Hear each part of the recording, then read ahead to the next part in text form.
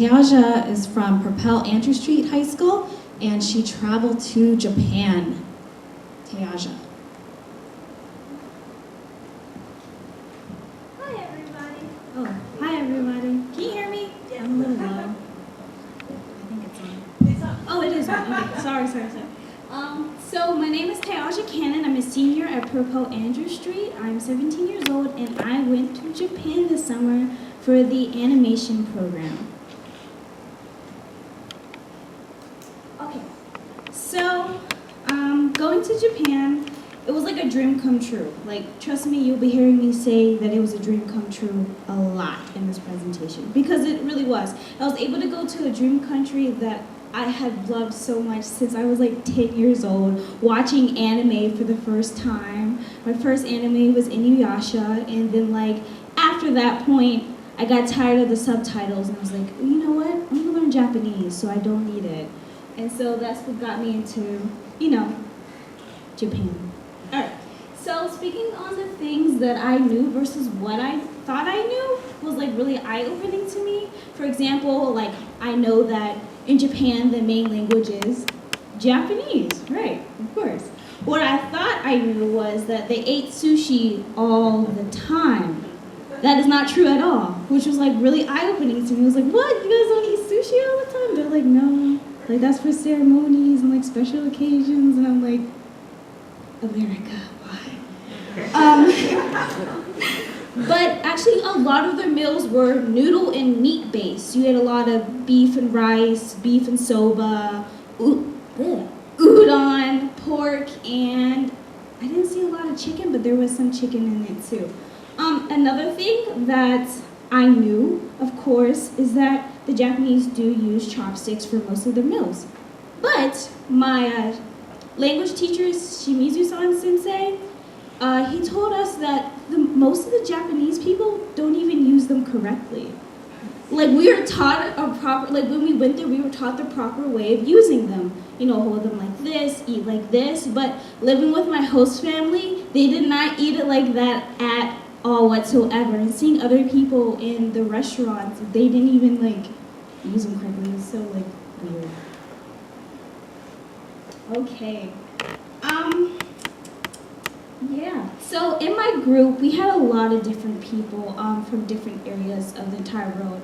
This is Thomas right there. He's actually from Belgium, and it was like really like cool to meet someone who's not from America, because most of my group was from America. And when at some point during our trip, we had talked about racism, and we talked about sexism, stuff like that. And he told us that in Belgium, they're not really like on racism heavily as we are in America. Like it's there but it's not there type of ordeal.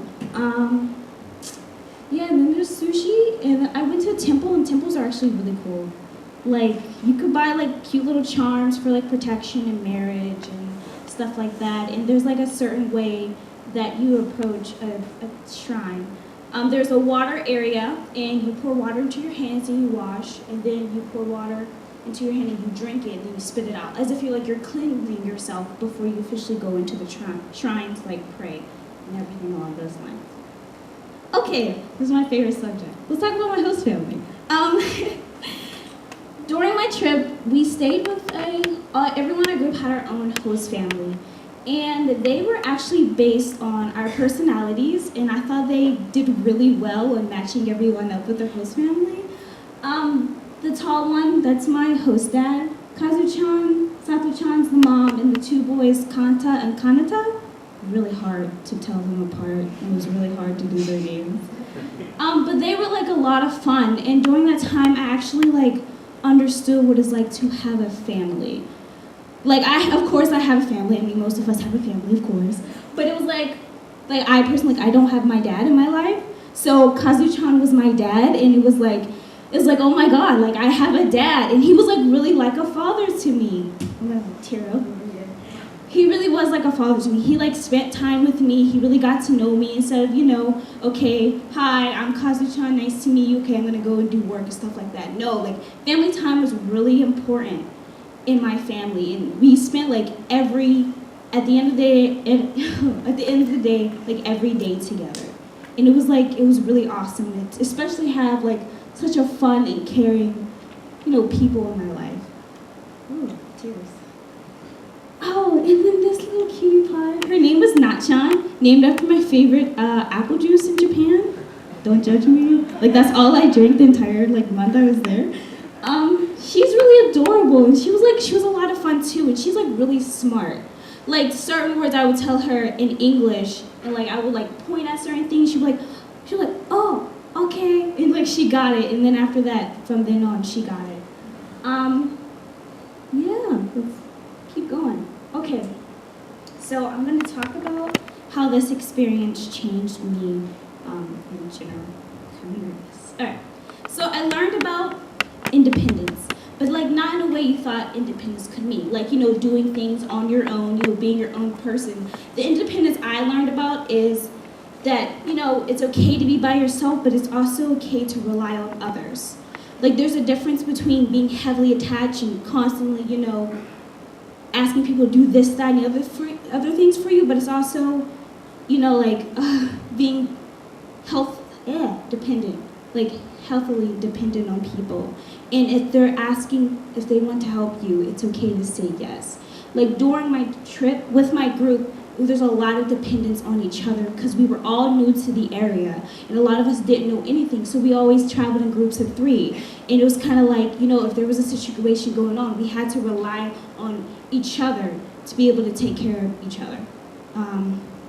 Also, how I mentioned before, I learned about family and what family, I guess, really means to me, despite if you have your mom and your dad, or if you have none of them at all, that family is just people who are willing to take care of each other, period.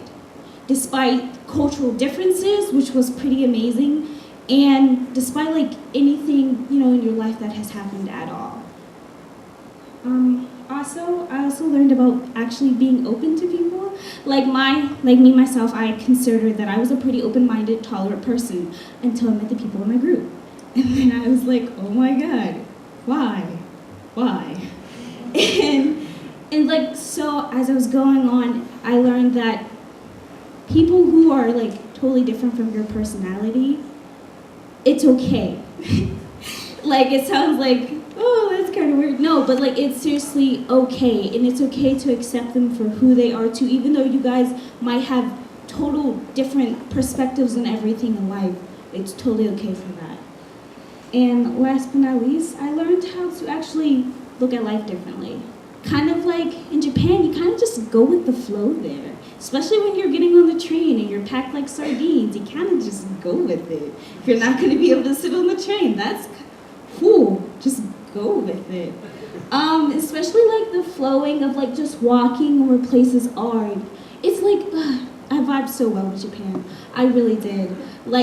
Everything about Japan just vibed with me so well. The people, the recycling, not having to worry about shootings at 2 o'clock in the morning. It was amazing. Yeah. Thank you.